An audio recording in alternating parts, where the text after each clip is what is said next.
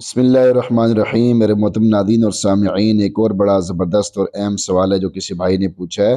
سوال کی عبارت ہے کہ مکان کے اوپر ماشاءاللہ لکھنا کیسا ہے تاکہ کسی کی نظر نہ لگے۔ جو لوگ لکھواتے ہیں عام طور پہ مکانوں کے اوپر، اب اس کا جواب دیا جا رہا ہے۔ مکان کے اوپر ماشاءاللہ لکھنے میں مذائقہ نہیں ہے، یعنی حرج نہیں ہے، البتہ جس تختی وغیرہ پر یہ تغرہ لگایا جائے، یعنی جو لکھائی وغیرہ لگائی جائے، وہ اتنی مضبوطی سے لگایا جائے کہ اس کے گرنے اور بے ادبی کا احتمال نہ ہو، بصورت دیگر ادب کے خلاف ہوگا۔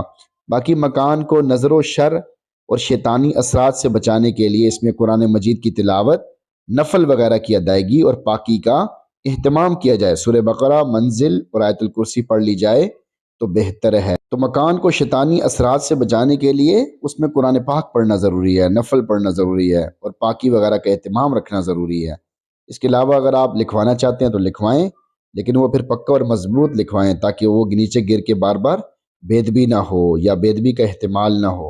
اب اسی مسئلے کے متعلق ایک دوسرا فتویٰ بھی ملاحظہ فرما لیں۔ گھر کی دیوار پر قرآنی آیات والی ٹائلیں لگانے کا حکم۔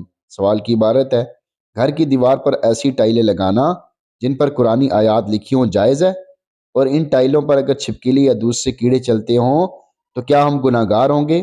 اب یہ سوال کی عبارت ہوگی، اب اس کا جواب دیا جا رہا ہے۔ قرآن کریم کا ادب و احترام ہر مسلمان پر لازم ہے، اس لیے ایک مسلمان کو ہر اس کام سے بچنا چاہیے جس میں قرآن پاک کی بے ادبی ہو۔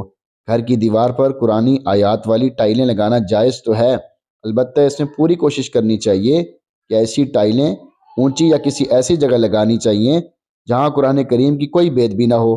چھپکلی یا دیگر حشرات کبھی کبھار گزر بھی جائیں تو گناہ نہیں ہوگا، البتہ اگر صفائی کا بالکل خیال نہ رکھا جائے اور وہ جگہ حشرات کی یعنی کیڑوں مکوڑوں کی آمد و رفت کا راستہ بن جائے تو ایسی مقدس چیزیں وہاں سے ہٹا لیں۔